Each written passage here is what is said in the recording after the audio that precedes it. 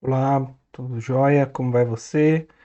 Deus abençoe a sua vida nessa nova aula aqui da classe de Gênesis, né? Nós estamos estudando o livro de Gênesis.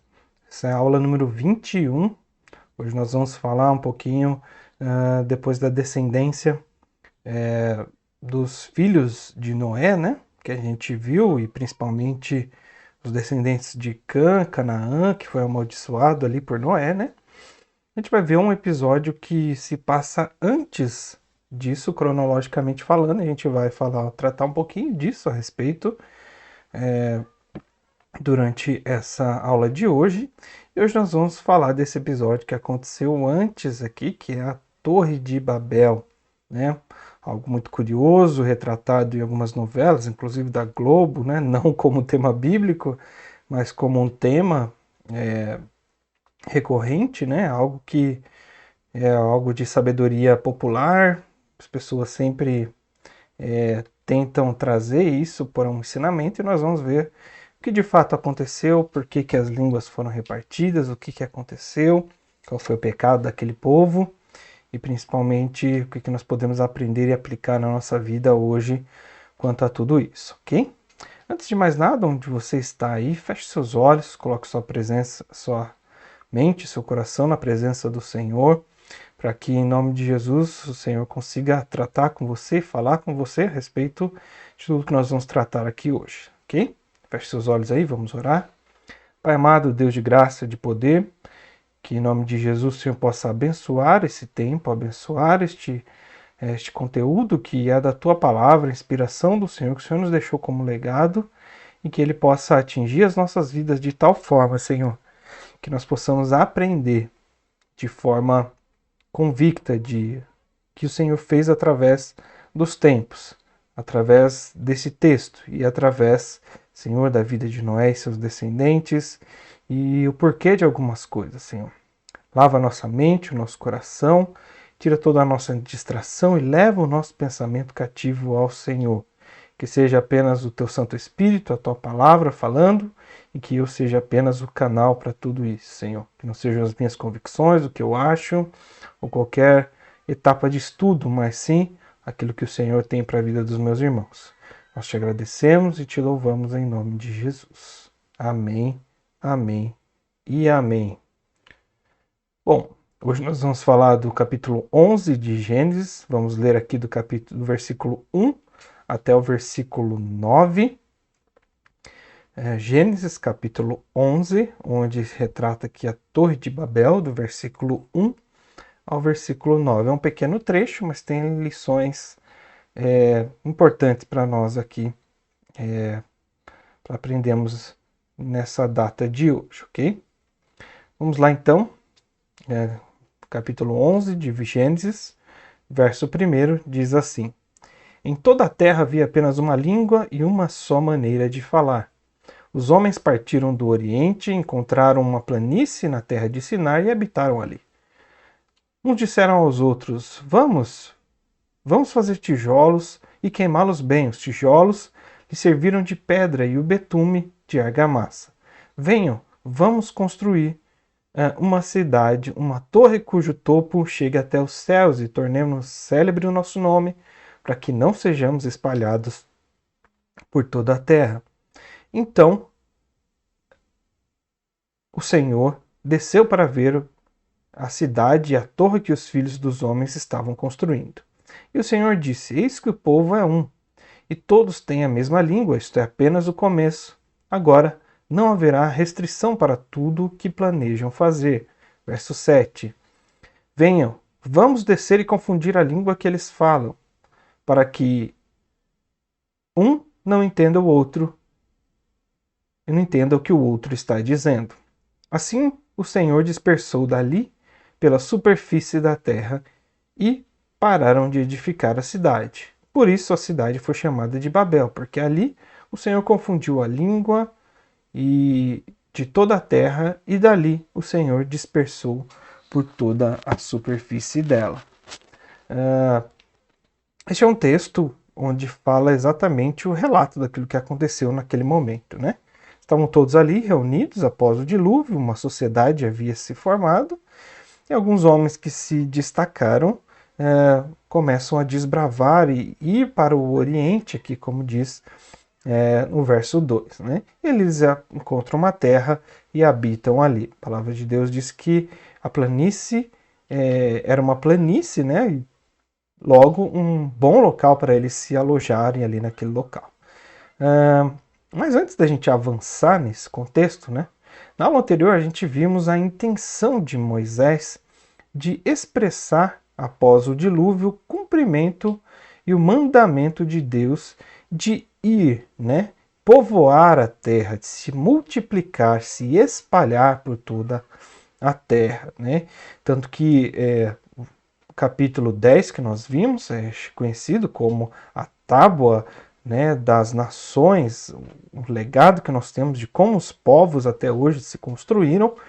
Então, isso acaba nos deixando um legado, algo que a gente consegue entender qual é a nossa origem, de onde nós viemos e tudo mais. Diante de tudo isso, né, a intenção de Moisés era mostrar a origem, né, de todos os povos e a genealogia dos filhos e dos inimigos dos povos de Israel, dos filhos de Noé, né? Só complementando a origem da genealogia dos filhos de Noé e também a origem dos inimigos de Israel, né? Já retomando aqui, o contexto ao qual esse texto foi escrito, possivelmente Moisés estava à frente ali das muralhas de Jericó, estava aguardando ali nas margens do Jordão, na planície esqueci o local, estou com Sinar aqui, porque nós acabamos de ler o texto, mas o ponto é que o povo estava ali com um inimigo à frente deles que eles teriam que derrotar, e a intenção de Moisés é mapear esse inimigo, falar, olha o que eles fizeram contra o povo de Deus, olha as afrontas que eles tomaram, olha o porquê nós vamos triunfar, olha o porquê que Deus nos prometeu que essa terra será nossa, né? E, além de tudo isso,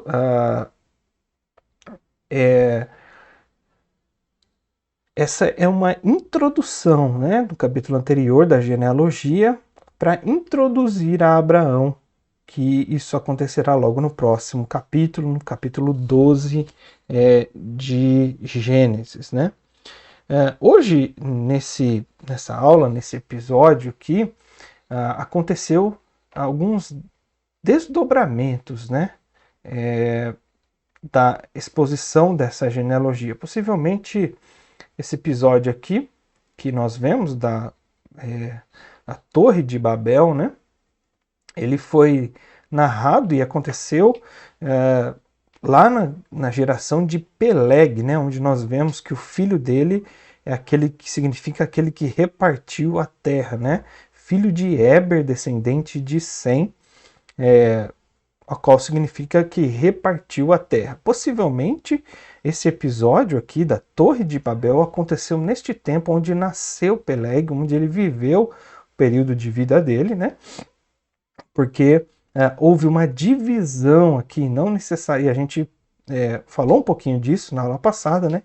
Há alguns sentidos para essa divisão, mas nós podemos entender pelo contexto que vem logo a seguir que ele está falando exatamente dessa situação, da repartição dos povos, da dispersão dos povos e principalmente daquilo que Deus fez com as línguas daquele povo, que era um só, como Moisés começa dizendo aqui, né? Então o texto explica diferentes sociedades e línguas que Moisés já havia citado ali no capítulo anterior, né? E que eu também falei um pouquinho daquele texto desafiador do capítulo 10 ali de Gênesis, né?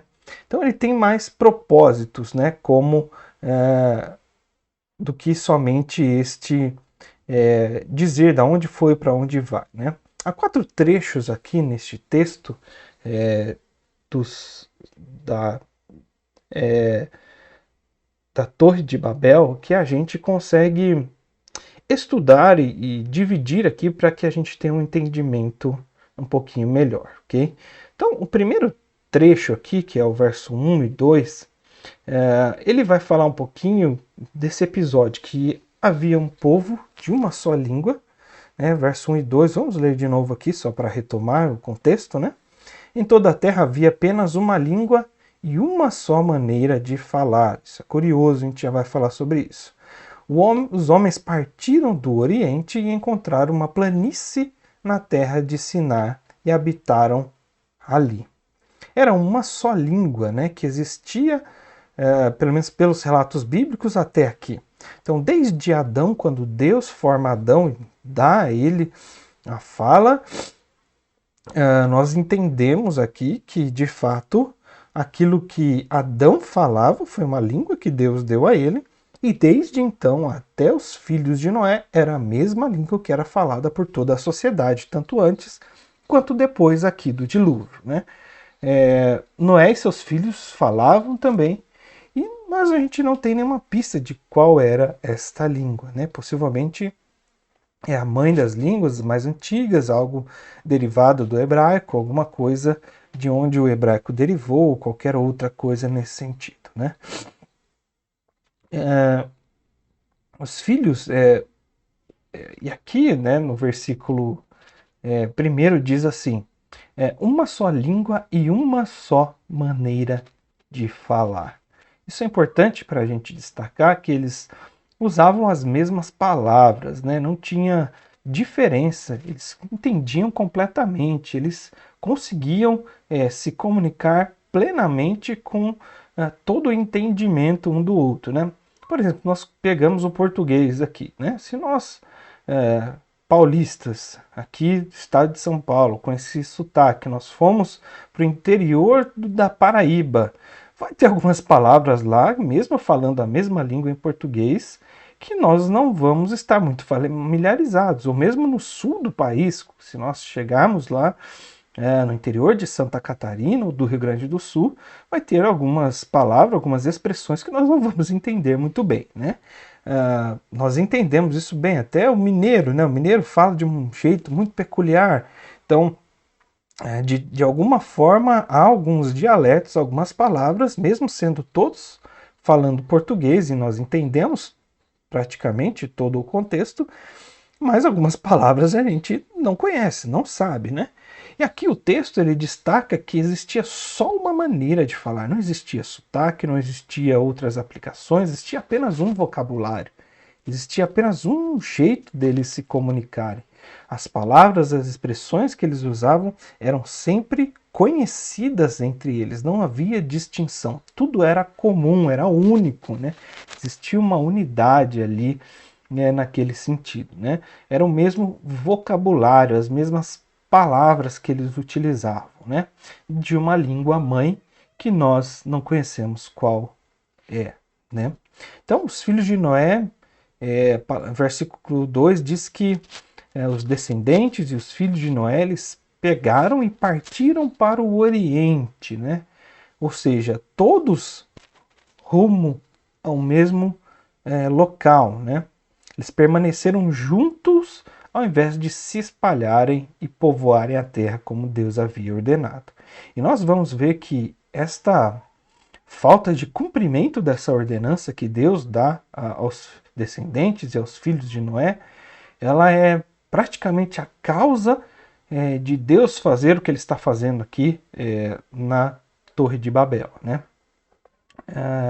A mesma língua os mantinha juntos, em unidade. Eles se falavam, se comunicavam, se entendiam, faziam exposições sobre o seu pensamento. E isso fazia com que alguns assumissem o controle e despontassem nessa parte de liderar este povo, que até então era apenas liderado por Deus. Ele não tinha um líder a não ser Noé, que era o patriarca aqui do momento, mas Noé de fato já estava ficando velho e ele não tinha tantas forças assim para desenvolver toda uma sociedade até então, né?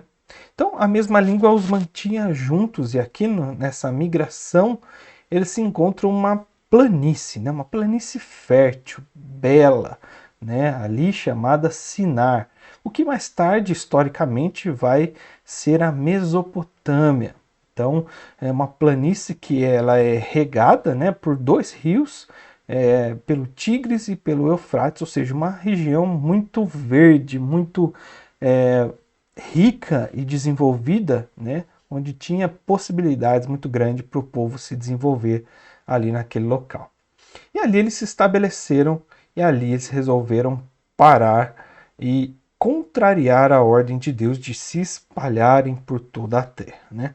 Então, esse é o registro da migração dos filhos de Noé, que é exposta aqui no verso 1 e 2 do capítulo 11 de Gênesis, ok? Avançando mais um pouquinho, a decisão desses homens aqui está aqui no verso 3 e 4, e esse é o segundo trecho que nós vamos falar. Esses homens eles acabam tendo uma decisão de fazer uma ordem mundial, né? Olha, vamos ficar aqui, vamos consolidar tudo isso, vamos nos fortalecer, vamos ser referência para todos e vamos nos empoderar aqui, né? Qualquer semelhança não é mera coincidência dos tempos que nós vivemos hoje, né? Ou seja, o que os homens estão falando? Né? Verso 3 e 4 diz assim: E disseram uns aos outros: Venham, vamos fazer tijolos e queimá-los bem, né? Os tijolos eles serviam para pedra e o betume de argamassa, né? Só um parênteses aqui, essa é uma região, uma planície onde não tem montanhas, ou seja, não tem pedras, né? Então eles precisavam de alguma forma construir a sua cidade, fortalecer essa cidade. E de que forma eles fizeram isso? Manipulando a tecnologia, essa é uma região rica em argila, né? Possivelmente eles já conheciam este material, então eles pegam aquele barro, aquela argila, aprendem a fazer tijolos e a queimá-los, né? Uma observação aqui é que quando você pega a argila e queima ao sol, ela fica certamente frágil, mas quando você coloca ela numa fornalha onde ela é bem cozida, ela se torna rígida, né? Se torna poderosa, ela se torna dura como a pedra, né? Então ela serve empilhando para que de fato ela tenha resistência diante daquilo que eles queriam construir tudo ali, né? E faltava então essa cola, né? Como que eu vou empilhar esses tijolos sem colá-los, né? E a palavra de Deus diz que eles usam betume para isso, né?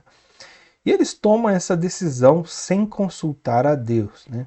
Disseram aos outros por eles mesmos: venham, né? Venham, venham, disse aqui a palavra de Deus, né? Verso 3: E disseram: venha, vamos construir uma cidade, vamos edificar essa cidade, né? A humanidade tomando decisões aqui, seguindo seus destinos, sem levar em conta o plano de Deus, né? Quantas vezes nós vemos isso hoje em dia, né? Quantas vezes nós vemos famílias, vemos até do nosso meio mesmo, diante da igreja, né? Tomando decisões, quebrando às vezes a cara, né? E não colocando Deus nessas situações para que de fato Ele nos guie diante do seu plano, né? Então isso não mudou muito para os dias de hoje, né? Nós temos o desejo de sermos autossuficientes, temos o desejo de governar a nossa própria mente, a nossa própria família, seja diante de uma pandemia, seja diante da igreja, diante dos planos de Deus, diante do nosso trabalho e tudo aquilo. Muitas vezes nós deixamos Deus de lado e seguimos os nossos ambições, convicções, né? Isso não é novo, né? Aqui no início de todas as coisas, logo após o dilúvio, isso já era recorrente no povo que ali estava, né? Então, a humanidade tomando suas decisões, seguindo seus destinos, sem levar em conta Deus e o seu plano. Isso era possível porque todos falavam ali a mesma língua. Uns catequizavam os outros, discipulavam com o seu pensamento, com a sua própria razão de existir, né? E isso nós fazemos até hoje, né? A mídia faz conosco até hoje tudo isso, ok? Eles tomaram então 2 pontos aqui, eles tomaram dois passos nesse ponto, né? Primeira coisa que eles tomaram para ser independentes é que eles aprenderam a fazer os tijolos, né? E geralmente, como eu disse, eles construíram muralhas, cidades, edificações, casas, né, com pedras. E essa região ela não era rica em pedras, né? Eles usaram a tecnologia, manipularam ali a argila, né, que tinha um material próximo da pedra. Verso 3 diz que eles queimaram bem, ou seja, eles detinham princípios que poderia transformar aquela matéria a qual eles estavam ali diante deles. Eles não tinham pedras, mas eles tinham outro material que poderia ajudá-los a fazer tudo isso naquele momento, né? Quando se deixa ao sol, a resistência baixa, e o verso 3 diz que eles decidiram queimá-lo bem, ou seja, colocar em uma fornalha, construir, tirar fogo, para que aquele tijolo fosse queimado e queimado bem, né? Como diz ali no verso 3. Mas, e podendo então, por conta disso, fazer construções e edificações sem as pedras que eles estavam acostumados ali, né? Segundo ponto segundo passo que eles dão aqui para descumprir isso, né, para cumprir o anseio deles mesmos, né, é fazer uma cidade diante da tecnologia, da descoberta que eles fizeram, né, do tijolo e de toda essa potencialidade que eles tinham diante do material que estava à sua disposição, né. Tinha o tijolo e faltava a cola, né, a argamassa para colar tudo isso, né. A região, a palavra de Deus diz que era rica em betume, então eles pegaram, e betume, só para recordar aqui, foi aquilo que Deus disse a Noé para usar para impermeabilizar a arca por dentro e por fora, né? Então era um material que eles conheciam, que eles tinham certo conhecimento do que era e para que servia, né? Então a região era rica nesse betume ali do Vale de Sinar. E o que acontece? Eles adaptam aquilo, modificam ou usam daquela forma, não se dá para saber, e empilham os tijolos, né? Dominando então a tecnologia que os impedia de consolidar a cidade. Então, através disso, eles começam a consolidar e construir essa cidade através dessa tecnologia, né? Tiveram a ideia de construir uma torre que daria destaque para a cidade, né? Possivelmente ela não chegaria ao céu como todos nós pensamos, né? Ah, eles queriam ser maiores que Deus, queriam ser deuses, né? Isso está um pouco implícito aqui nesse texto, claro, mas não necessariamente de toda a forma que a gente aprendeu até hoje, né? Pelo menos que eu havia aprendido quando era criança, algumas modificações, e aqui eu quero falar a respeito disso daqui a pouquinho para vocês, ok?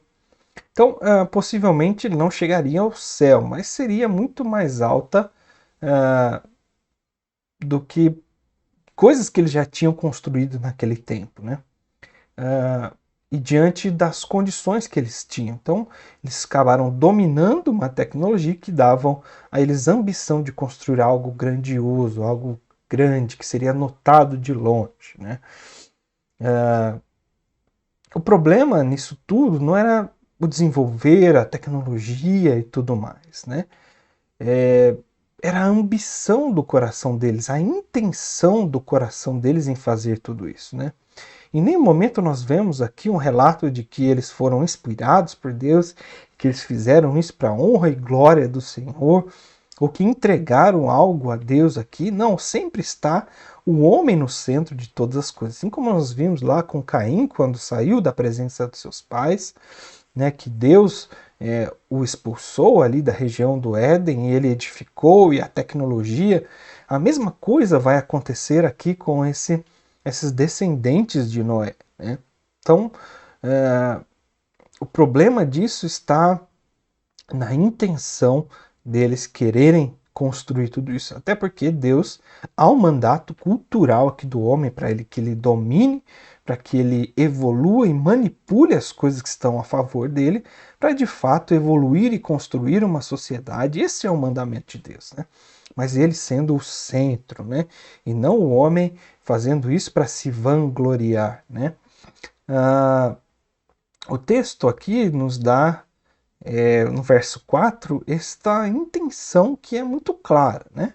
Ele disse: venha, vamos construir uma cidade cujo topo chegue até os céus e tornemo-nos célebre o nosso nome, né? E ele continua aqui, para que não sejamos espalhados por toda a terra, né?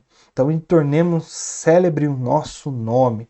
No hebraico, vamos construir um nome para nós, né? Para que sejamos conhecidos, façamos a nossa autoridade, para que isso nos defina, para que as pessoas nos conheçam, reconheçam o nosso poder, a nossa influência, né?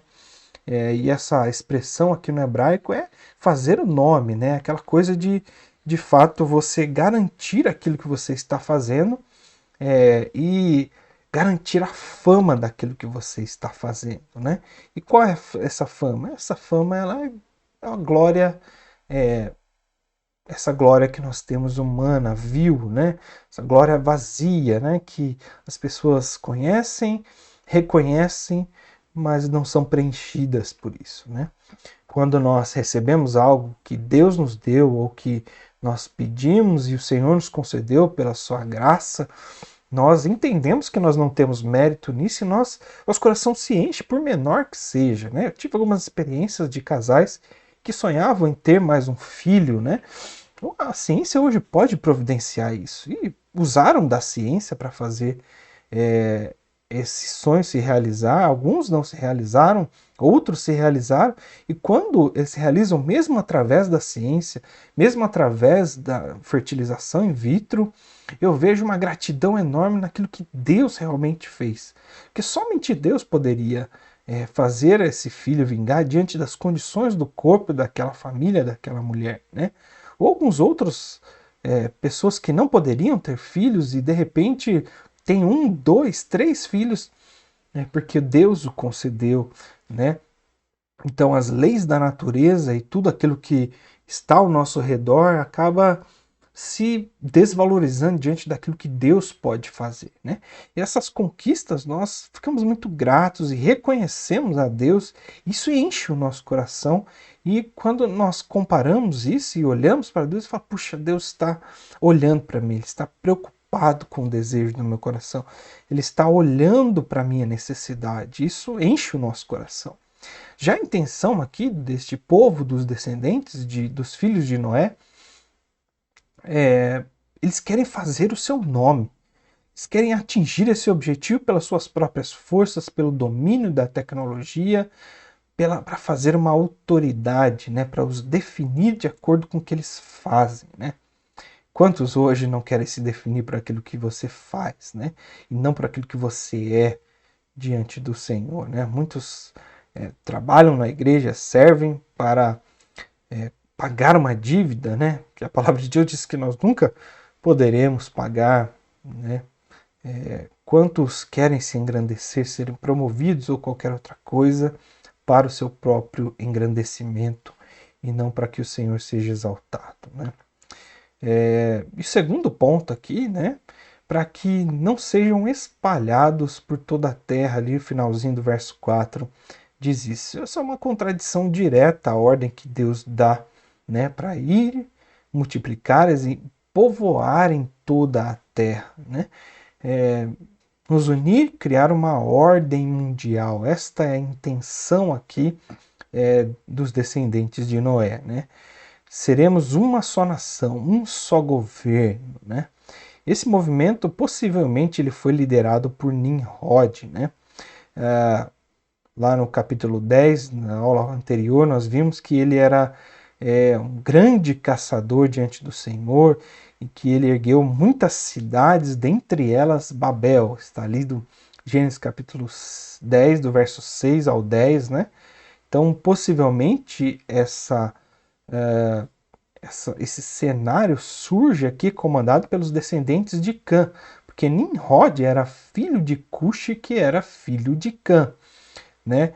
Então, esse cenário de rebeldia de Cã e da amaldiçoado que ele estava, o seu filho Canaã, por Noé, através daquilo que ele havia feito, zombado do seu pai, né?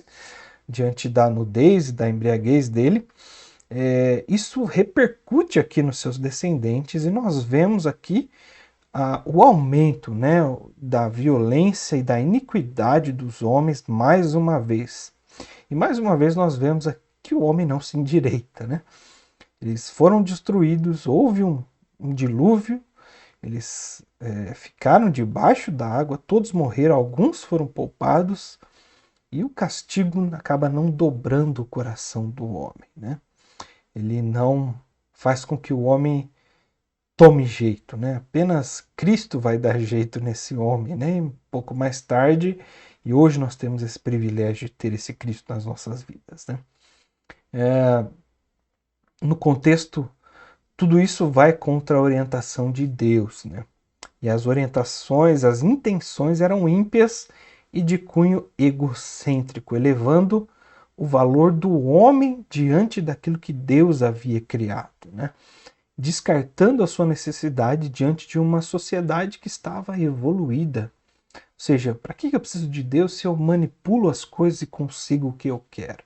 O que esse Deus vai fazer por mim, né?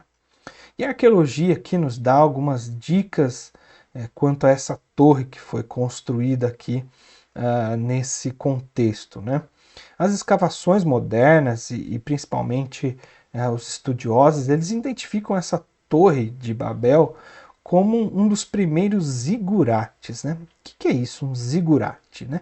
Zigurate era uma grande e alta torre em forma de pirâmide e no topo havia um pequeno santuário, né? Havia uma escada ao redor, né, para acessar esse topo, e quando eles chegavam lá, eles se encontravam com Deus, porque eles estavam mais perto de Deus, né? E as escadas ao redor desse era para que Deus descesse para entrar no templo que ficava na base deste monumento, dessa torre, deste zigurate, né? Ao redor eram feitas as casas dos reis e sacerdotes, das pessoas importantes da cidade, né, historicamente falando, e também era onde o exército morava, que protegia aquela cidade. E aqui não necessariamente nós estamos falando da Torre de Babel e desta cidade. Era uma configuração da antiga Mesopotâmia, onde nós temos alguns registros e algumas até muito conservados desses zigurates hoje na região da Mesopotâmia, que hoje é o Iraque, né? Eles eram comuns nesta região da Mesopotâmia, onde existem alguns muito bem conservados até hoje. Eu quero mostrar para vocês como era esse zigurate para que vocês mentalizem isso, né? Muitas vezes nós vemos a Torre de Babel e ela é representada como um círculo redondo, né? E algo que se elevava e se afinava para chegar até o céu. Possivelmente não era desta forma, historicamente falando, ok? Então vou mostrar aí para vocês, ó. Possivelmente esta era uma construção ideal de um zigurate. O que significa isso, né? É que essa era possivelmente a configuração da Torre de Babel que nós conhecemos aqui hoje, né? Então essa era a intenção do povo construir algo desta natureza. Nós vemos aqui as escadas laterais, né? Uma escada central e um pequeno santuário lá no topo para que de fato os deuses descessem, né? Isso é apoiado hoje por alguns arqueólogos, né, que descobrem, e não necessariamente arqueólogos bíblicos, né, para que a gente tenha essa imagem, tenha essa certeza de como eram as coisas ali neste período, né? E aqui eu vou mostrar para vocês também algo, uma ruína real de algo. Este é um desenho, uma representação, né? Não é algo, uma foto de algo real, mas esta daqui sim é algo real de uma ruína encontrada ali na região da Mesopotâmia. E isso nos leva a confirmar algumas coisas que nós estamos falando aqui. Então, essa é uma ruína muito bem conservada, né? Deste tempo aqui do pós-dilúvio, de de um zigurate, ok? Caso vocês tenham alguma dúvida ou qualquer coisa nesse sentido, só mandar para nós. Você que está no nosso grupo de WhatsApp, está inscrito aqui nessa aula, você pode usar esse artifício, ok? Voltando então aqui, hoje, diante desse apoio dos estudiosos, né, os zigurate, eles eram uma representação, né, daquilo da grandeza do homem, daquilo que eles queriam construir. Possivelmente, segundo alguns estudiosos, arqueólogos e historiadores, né, desse período, o zigurate do deus Marmaduke ou Marduk na Babilônia, né, que Babel ele deriva e mais tarde se torna a Babilônia, né, situado ali na própria Babilônia, né, segundo os registros históricos. E esse zigurate de Marduk possivelmente era a nossa famosa Torre de Babel, né? Ela possuía em média 90 metros de altura e ela pode ter sido, sim, essa nossa Torre de Babel, né? Torre essa que os homens construíram e possivelmente os primeiros zigurates da Babilônia, os homens estes que haviam rejeitado a Deus e haviam inventado deuses, criado religiões e queriam ser como deuses, né? Ser como deuses, chegar até o céu, governar sobre si mesmos, e a sua história e a torre seria o símbolo deste governo humano e unificado, né? Contrastando diretamente o que Deus havia ordenado, porque se espalhassem, para que se espalhassem, se multiplicassem, dominassem a terra e cultivassem essa terra, né? Então, pastor, mas então qual foi o grande pecado desse povo? Aqui eu vou enumerar 6 razões a qual Deus não se agradou dessa atitude dos homens, né? O primeiro dele é que é uma expressão de rebelião contra Deus.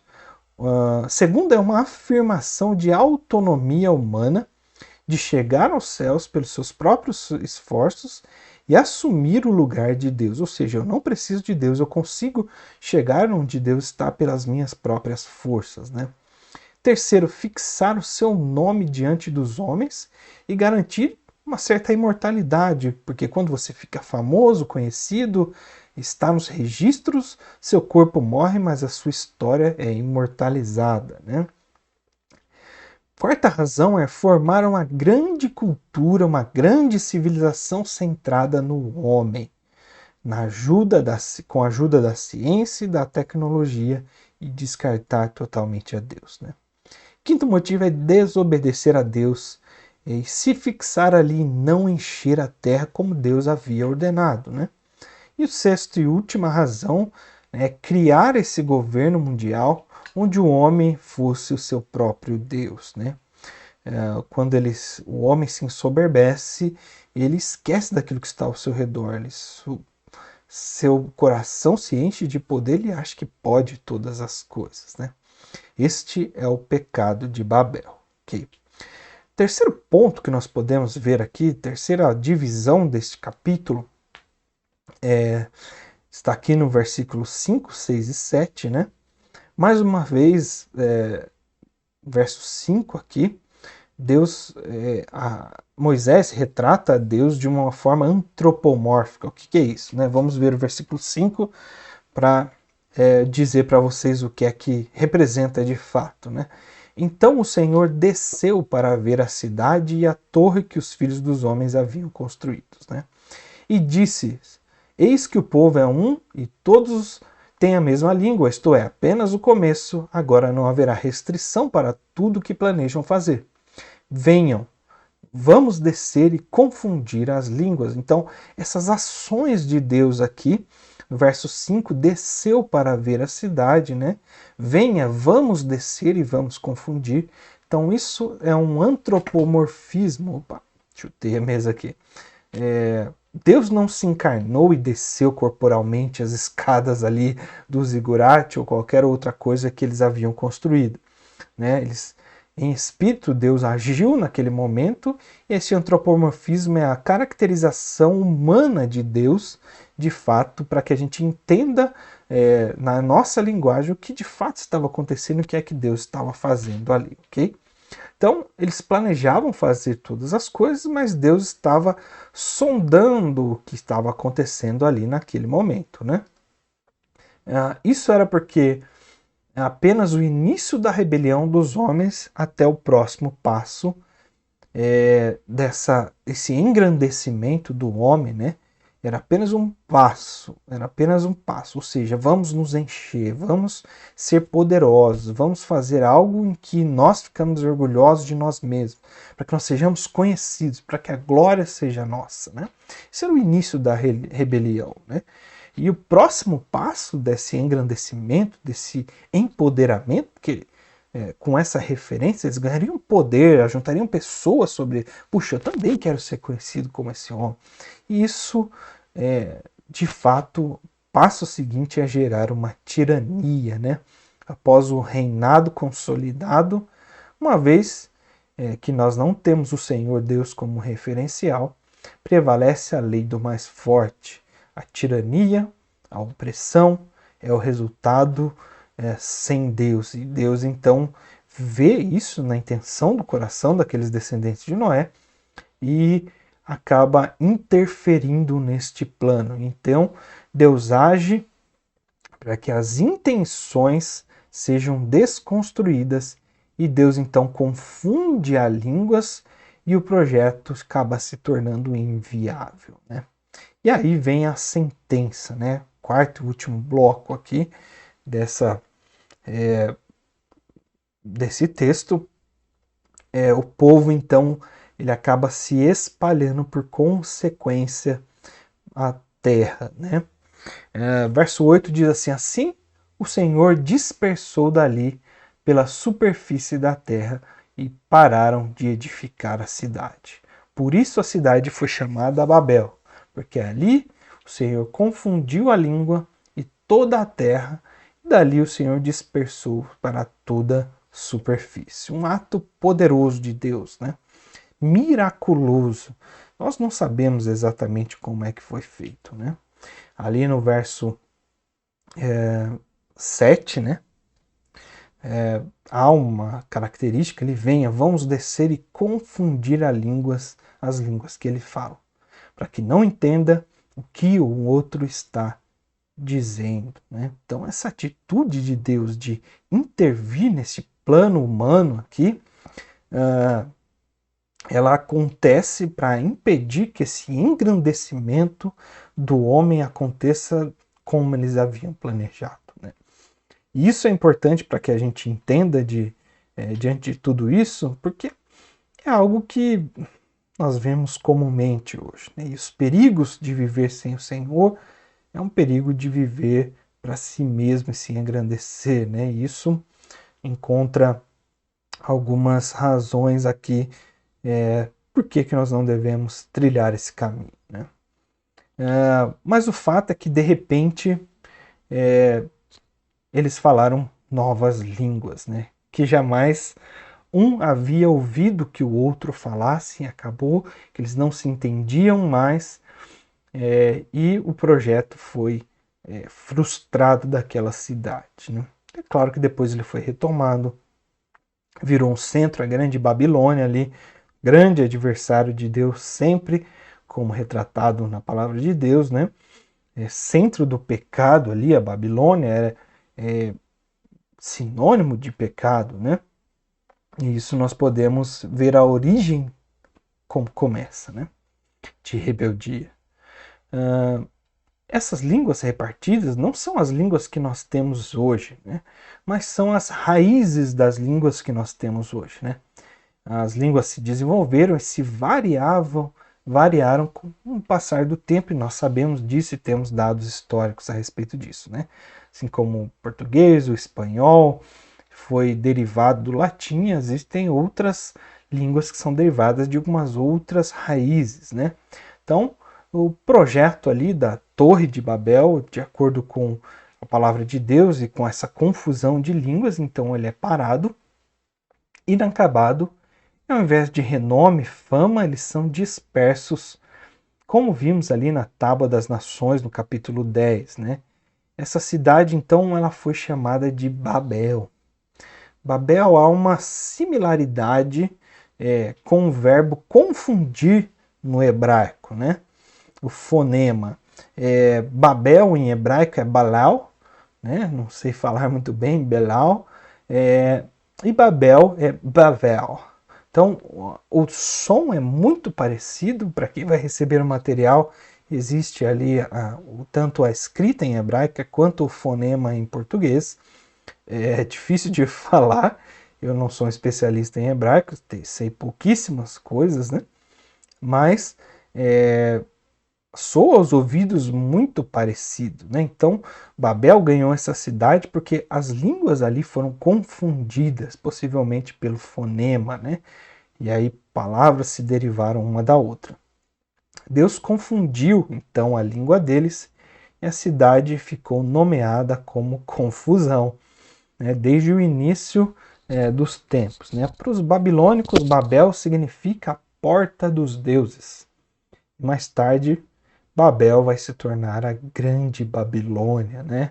Que é símbolo do poder mundial, do poder humano e da inimizade contra Deus, símbolo do pecado, né? Toda vez que se fala em Babilônia, na palavra de Deus, se lembra do pecado, se houve pecado, né?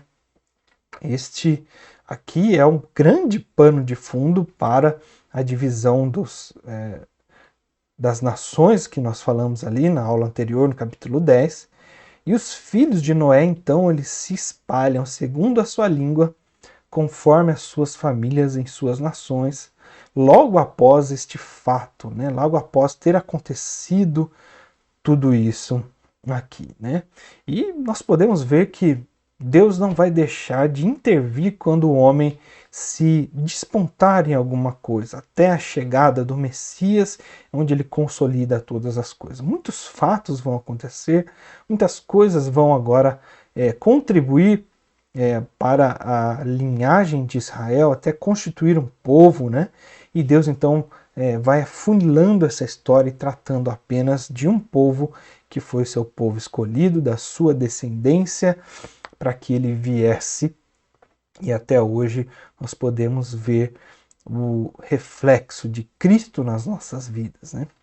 E este é um texto que nos serve de alerta, serve de grande alerta para que a gente olhe para nós e veja aquilo que Deus pode fazer com aqueles que se engrandecem, né? Que o Senhor seja engrandecido na sua vida. Nós vamos parar por aqui. Deus abençoe, espero que a aula de hoje tenha sido proveitosa. Tem bastante informações aqui, eu quis ir mais devagar possível, explicar da melhor forma possível. Espero que você tenha entendido, que Deus tenha falado no seu coração nessa aula de hoje, em nome de Jesus. Nós nos vemos na semana que vem, se Deus quiser, e nós vamos continuar estudando então a palavra do Senhor, tá bom? Forte abraço para vocês, uma excelente semana, Deus abençoe, fiquem na paz do Senhor. Tchau.